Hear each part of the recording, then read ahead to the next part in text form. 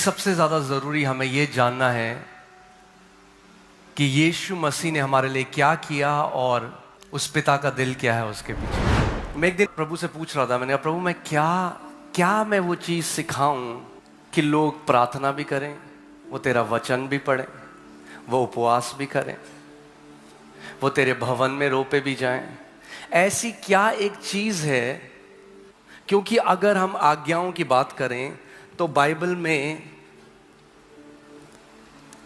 613 आज्ञाएं हैं। कितनी? 613 आज्ञाएं हैं।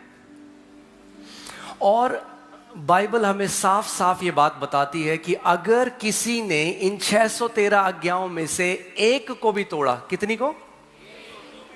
एक को भी तोड़ा, तो परमेश्वर की नजर में उसने पूरी 613 आज्ञाओं को तोड़ दिया। इसीलिए बाइबल हमें बताती है कि व्यवस्था के द्वारा कोई भी धर्मी नहीं ठहर सका। पुराने नियम में कोई भी सिद्ध नहीं था,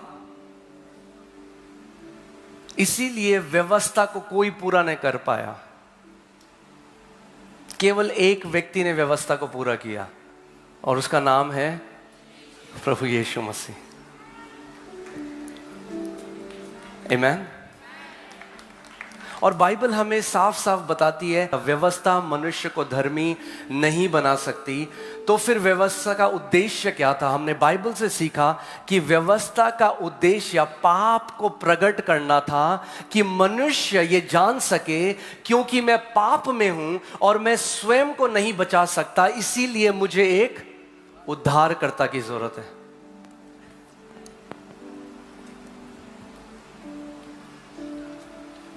परमेश्वर ने सिनाई पर्वत में मूसा को 10 आज्ञाएं दी और इन 10 आज्ञाओं से बढ़कर ये 613 आज्ञाएं बनी हैं। ये जो 613 आज्ञाएं हैं उनका सार जो है वो 10 आज्ञाएं हैं।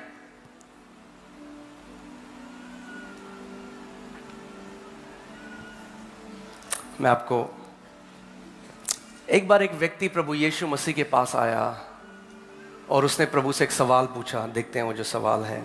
उस व्यक्ति ने यीशु से क्या कहा? हे गुरु, व्यवस्था में कौन सी आज्ञा बड़ी है? व्यवस्था में इतनी सारी आज्ञाएं हैं, 613 आज्ञाएं हैं, उस व्यवस्था में कौन सी आज्ञा बड़ी है? उसने यानी प्रभु यीशु मसीह ने उससे कहा, तू परमेश्वर अपने प्रभु से अपने सारे मन और अपने सारे प्राण और अपनी सारी बुद्धि के साथ क्या कर? प्रेम रख। प्रभु यीशु मसीह इस व्यक्ति को बता रहा है कि व्यवस्था का, इन आज्ञाओं का सार क्या है। सबसे ज्यादा परमेश्वर आपसे क्या चाहता है? आपसे भक्ति नहीं चाहता, आपसे दान नहीं चाहता, आप ये नहीं चाहता कि आप जब तब करो। सबसे बड़ी आज्ञा ये है कि आप उससे क्या करो? प्रेम करो। हल्के हल्के हम कहीं जाएंगे, मैं चाहता हूं आप ध्यान धरकर इस बात को समझे। क्या है सबसे बड़ी आज्ञा? कि हम क्या करें? परमेश्वर से प्रेम रखें। बड़ी और मुख्य आज्ञा तो यही है। और उसी के समान यह दूसरी भी है कि तू अपने पड़ोसी से अपने समान प्रेम रख। ये ही 2 आज्ञाएं सारी व्यवस्था और भविष्यद्वक्ताओं का आधार है। ये 2 चीजें परमेश्वर मनुष्य से चाहता है।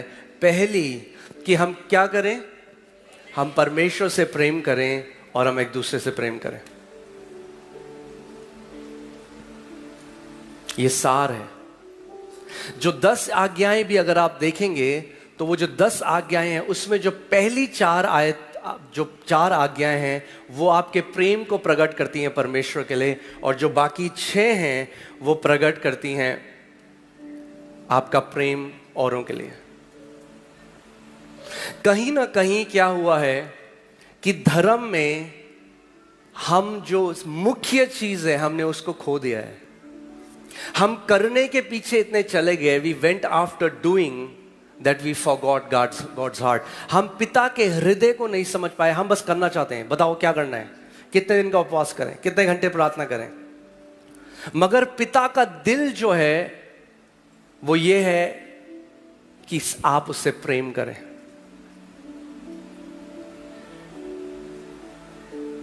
क्योंकि अगर आप उससे प्रेम करने लग गए तो किसी को आपको बोलना नहीं पड़ेगा प्रार्थना करो। क्योंकि अगर आप उससे प्रेम करने लग गए तो किसी को आपको बोलना नहीं पड़ेगा कि यीशु के बारे में बताओ, क्योंकि दिल की बहुतायत से मुंह से निकलता है। क्योंकि अगर आप परमेश्वर से प्रेम करने लगे तो खुद ब खुद आपके पांव उसकी सेवा करने को भागेंगे।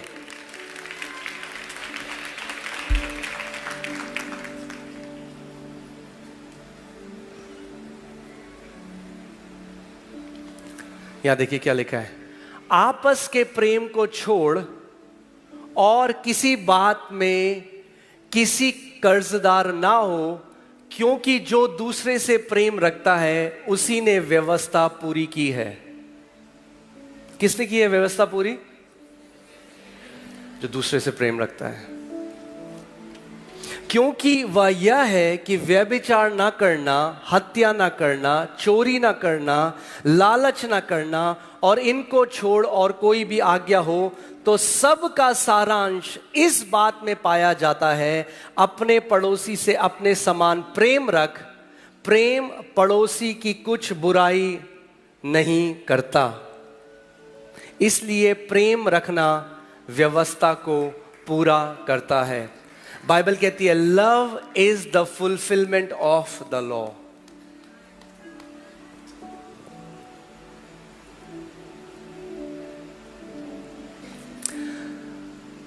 मैं एक प्रिंसिपल है, उनकी काफ़ी बड़ी स्कूल है दिल्ली में, अब वो प्रभु के पास चले गए। मैं उनके साथ बैठा था, वो मुझसे बात कर रहे थे, तो मुझे बता रहे थे, कह रहे थे जब मैं जवान लड़का था तो प्रभु का भय मैंने जाना, मैं प्रभु के भय में बढ़ने लगा। कह रहे मैंने कभी कोई पाप नहीं किया, क्योंकि जब कभी सिगरेट नहीं पी, कभी शराब नहीं पी, कभी गुटखा नहीं खाया, कभी कोई गलत काम नहीं किया, कभी व्यभिचार नहीं किया, क्योंकि परमेश्वर का भय मेरे सामने हमेशा बना रहता था। और वो कहने लगे कि परमेश्वर का जो भय था उसमें मैं बढ़ता गया, मगर वो क्या हो गए, वो कहने लगे मैं बहुत कठोर हो गया, मैं दया नहीं दिखाता था, मैं कठोर था, क्योंकि मैंने कभी कुछ गलत नहीं किया था तो मैं दया नहीं दिखाता था इतनी। और फिर एक दिन वो कहने लगे कि मैं अपने कमरे में बैठा था और परमेश्वर ने उनसे सवाल पूछा कि मेरी सबसे बड़ी आज्ञा क्या है।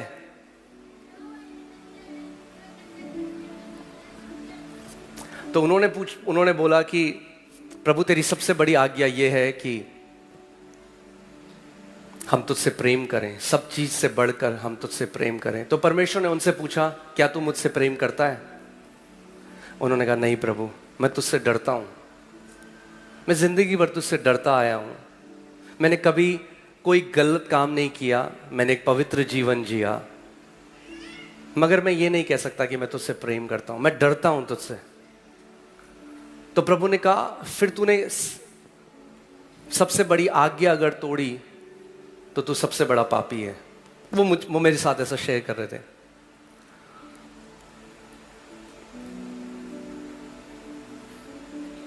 तो उन्होंने कहा हाँ प्रभु। प्रभु ने कहा मैं तुझसे एक चीज चाहता हूं कि तू मुझसे प्यार करे, तू मुझसे प्रेम कर।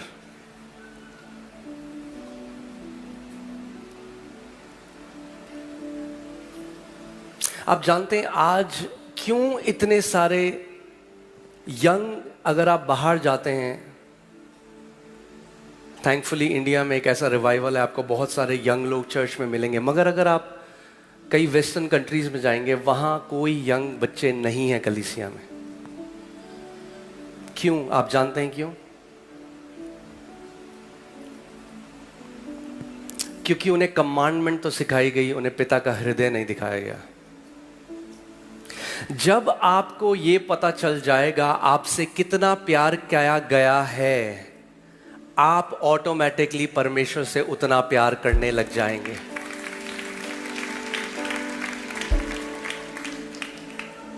हम सब इस आयत को जानते हैं, हमने पढ़ा है, परमेश्वर ने जगत से इतना प्यार किया, इतना प्रेम किया कि उसने अपना एकलौता पुत्र दे दिया। परमेश्वर ने क्या किया जगत से? प्रेम किया। प्रभु यीशु मसीह क्यों आया? क्योंकि पिता ने जगत से क्या किया? प्रेम किया। बाइबल ही नहीं कहती परमेश्वर ने पाप से इतनी नफरत करी कि उसने अपने पुत्र को भेज दिया। परमेश्वर ने जगत से इतना प्यार किया कि उसने अपने इकलौते पुत्र को भेज दिया। जो प्रभु यीशु के आने का जो कारण था वो पिता का प्रेम था, क्योंकि पिता ने और हमसे कब प्रेम किया? बाइबल कहती है जब हम पाप में, अपने अपराधों में, अपने अधर्म के कामों में मरे हुए थे, तब पिता ने हमसे प्रेम किया। तो अरे अगर पिता ने तब हमसे प्रेम किया तो अब तो आप उसकी निज संतान हो, नाम से बुलाए गए हो।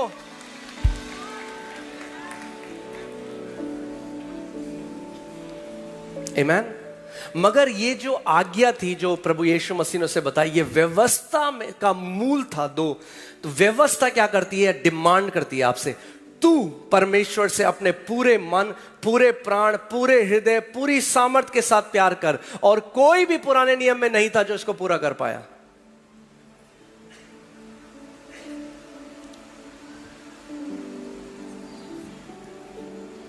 इसीलिए आज मैं आपको एक बात कहता हूं,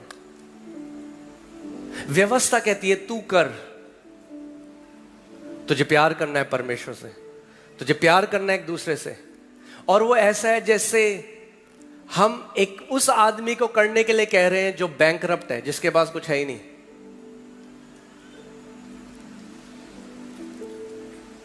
इसीलिए एक सबसे मेन चीज जिस मैसेज से हम दूर नहीं जा सकते, जिस संदेश से हम दूर नहीं जा सकते, वो ये है कि परमेश्वर पिता आपसे कितना ज्यादा प्यार करता है।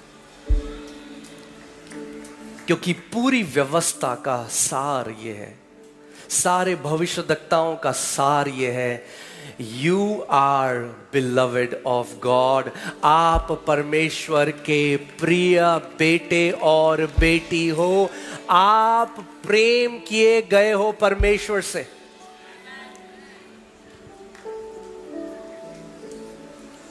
क्योंकि अगर आप ये बात नहीं जानते तो आप पिता का प्यार कमाने की कोशिश करोगे, और पिता प्यार बेचता नहीं है। पिता का प्यार बिकाऊ नहीं है, आप खरीद नहीं सकते।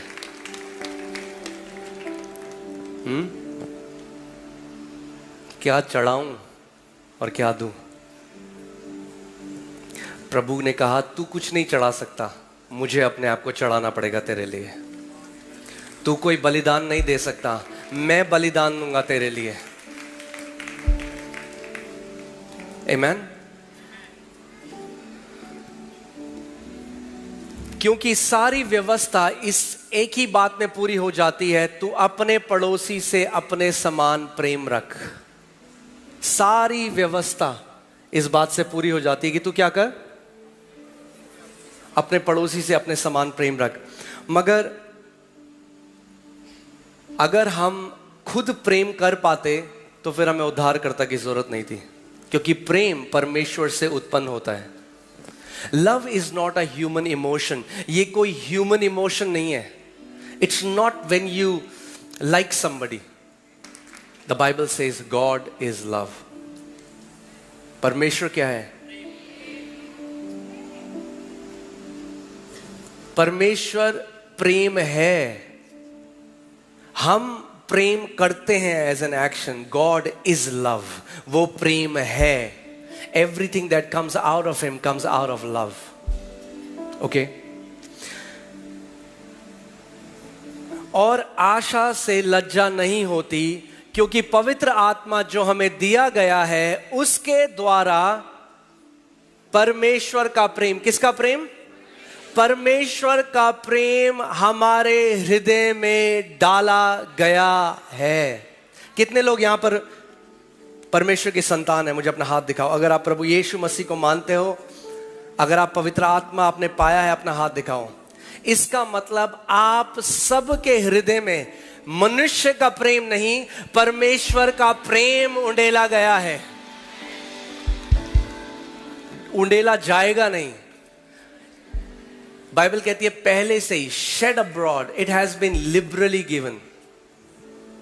यानी हम में से हर एक के पास अब कैपेसिटी है परमेश्वर को प्यार करने की और एक दूसरे को प्यार करने की। ये ऐसा है जैसे पापा ने बेटे को पैसे दिए, उसी पैसे से वो पापा के लिए गिफ्ट ले आया। पैसे पापा नहीं दिए थे, पैसे पापा के थे, बेटे को दिया, बेटे ने उस पैसे को लिया, गिफ्ट लिया और वापस पापा को दे दिया। क्या सुंदर बात नहीं? अगर हम प्रेम में बने रहते हैं तो आप व्यवस्था को पूरी करते हो। और अगर आप उपवास करते हो, प्रार्थना करते हो, देते हो कलीसिया में, वो सब करते हो और प्रेम नहीं रखते, तो वो सब धार्मिक कार्य है, वो फटे पुराने चिथड़े हैं परमेश्वर की नजर। God poured out his love in our hearts। परमेश्वर ने अपने प्रेम को हमारे दिल में उंडेल दिया कि ताकि अब हम उसके प्यार से वापस परमेश्वर से प्यार कर सकें और एक दूसरे से प्यार कर सकें और व्यवस्था को पूरी कर सकें। तो ध्यान से सुनो, अगर आप परमेश्वर से प्यार करते हो और एक दूसरे से प्यार करते हो तो आपको 613 आज्ञाएं क्या है सोचने की जरूरत नहीं है, आप व्यवस्था को पूरा करते हो। जितना ज्यादा आप इस बात को सुनेंगे बार बार कि परमेश्वर ने आपसे अनंत से प्रेम किया है, आप प्रेम किए गए हो, परमेश्वर आपसे प्यार करता है, you are the beloved of God, अपने आप पाप का जीवन छोड़कर पवित्रता की तरफ भागने लग जाओगे क्योंकि आप अपने परमेश्वर से प्रेम करते हो।